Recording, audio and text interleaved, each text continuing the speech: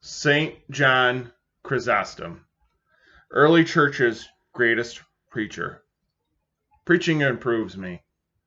When I begin to speak, weariness disappears. When I begin to teach, fatigue too disappears.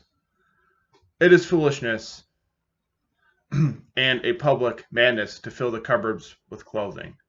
John of Antioch exhorted the congregation and allow men who are created in God's image and likeness to stand naked and trembling with the cold so that they can hardly hold themselves upright. Eloquent and uncompromising preaching was typical of John and earned him the name history would remember him by. Chrysostomos, golden mouth. But his preaching, though considered the best in the early church, was what got him into trouble and led him to his untimely death. Affair of the statues. John was raised in Antioch, a leading intellectual center of late antiquity, by his widowed mother, Anthusa, a pious Christian woman. His tutor was Labienus, the famous pagan rhetorician,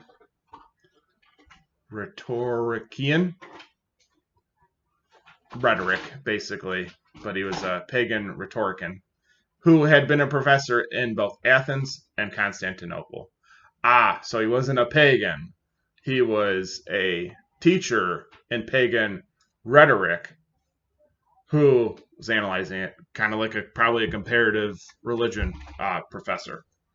So, after his education, like many devout men of his day, the spidery John, he was short, thin, and long-limbed, entered monastic seclusion. But his ascetic rigors were so strenuous they damaged his health.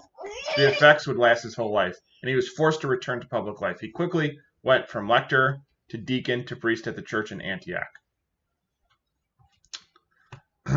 So there's a timeline here. 323, Eusebius completes ecclesiastical history in 323. First Council of Nicaea in 325. Ulfilas, translator of Gothic Bible, becomes bishop in 341. John Chrysostom is born, 349. 407, John Chrysostom dies in 407. Rome sacked by the Visigoths in 410. During his time, he penned on the priesthood, a justification for his own delay in entering the priesthood, but also a mature look at the perils and possibilities of ministry. I do not know whether anyone has succeeded in not enjoying praise, he wrote in one passage. And if he enjoys it, he naturally wants to receive it. And if he wants to receive it, he cannot help being pained and distraught at losing it. It was in Antioch where Chrysostom's preaching began to be noticed, especially after what has been called the affair of the statues. In the spring 388, a rebellion erupted in Antioch over the announcement of increased taxes. Statues of the emperor and his family were desecrated. Imperial officials responded by punishing city leaders, killing some. Archbishop Flavian rushed to the capital in Constantinople, some 800 miles away, to beg the emperor for clemency. In Flavian's absence, John preached to the terrified city, and prove yourselves now truly.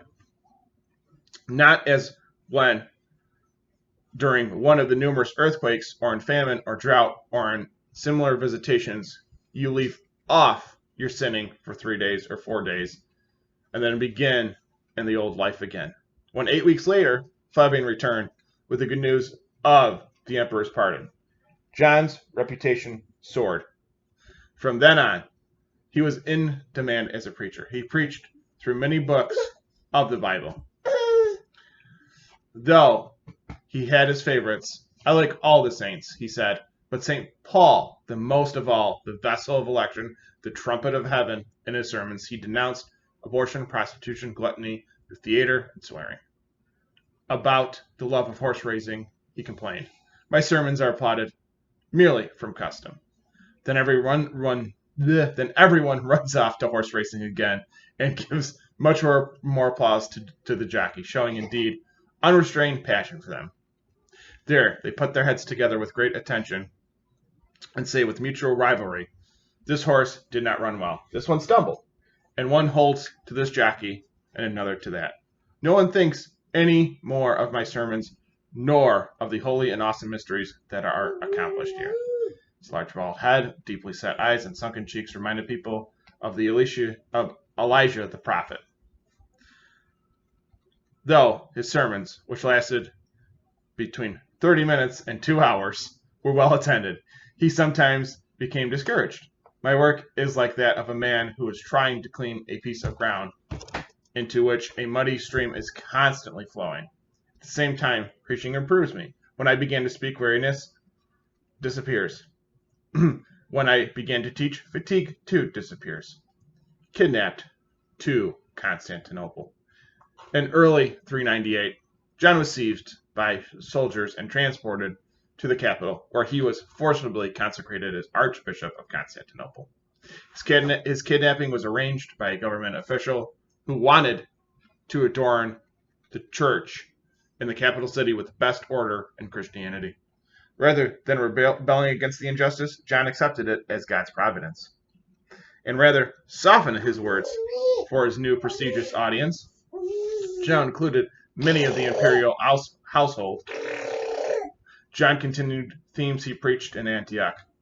He railed against abuses of wealth and power. Even his lifestyle itself was a scandal. He lived an ascetic life.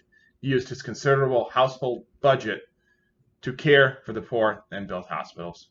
He continued preaching against the great public sins. In a sermon against the theater, for example, he said, "Long after the theater is closed and everyone has gone away, those images of shameful women actresses still float before your soul. Their words, their conduct, their glances, their walk, their positions, their excitation, their unchaste limbs, and there within you she kindles the Babylonian furnace in which peace of your home, the purity of your heart, the happiness of your marriage will be burnt up." His lack of tact and political skill made him too many enemies in the imperial family and among fellow bishops. For reasons too complex to elaborate, Theophilus, the Archbishop of Alexandria, was able to call a council outside of Constantinople, and, trumping up charges of heresy, had John deposed from office. John was sent into exile by Empress Eudoxia and Emperor Arcadius. John was transported across the plains of Asia Minor in the heat of summer, and almost immediately his health began to fail him. He was visited by loyal followers and wrote letters of encouragement to others.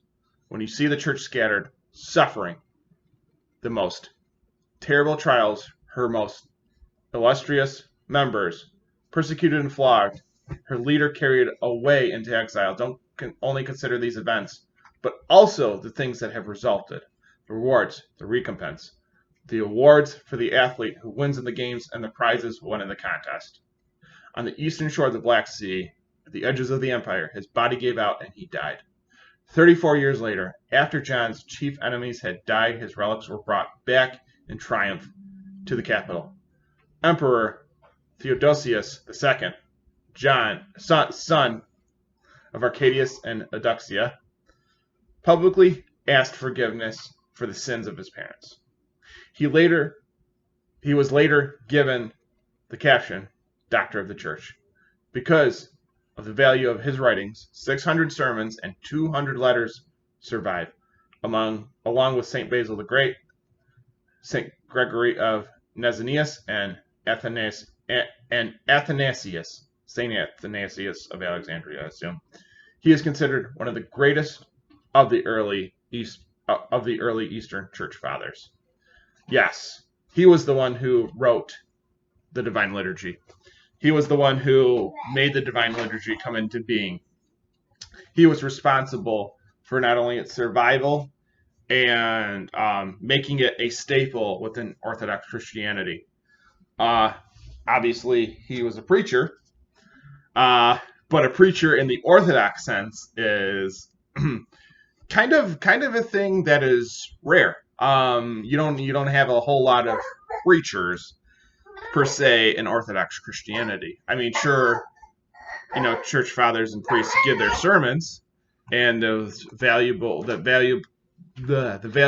patristic nectar that is derived from those sermons, and saying saying what has needed to be said, and interpreting God's word, also, and helping others come to the faith. Tremendous, absolutely helps so much. But he did it in a way where he not only formalized it, he made it a part of the divine liturgy. I mean, he was the whole reason that the divine liturgy came into being and is being used in Eastern Orthodox Christianity. There's some sermons where there's certain feast days and certain divine liturgies where um, different sermons are used by different hymn writers, but he's the main one, and he's the one that happens throughout most of the year. His divine liturgy by Saint John Chrysostom is the one that happens throughout most of the year. I mean, you would have to go into the particulars and figure that out. For the other ones, like Saint Basil the Great has a feel. Saint Gregory of Palamas does as well. So those are more used in minimal fashion as compared to his throughout the Orthodox Church. So very influential figure and a major influencer and spread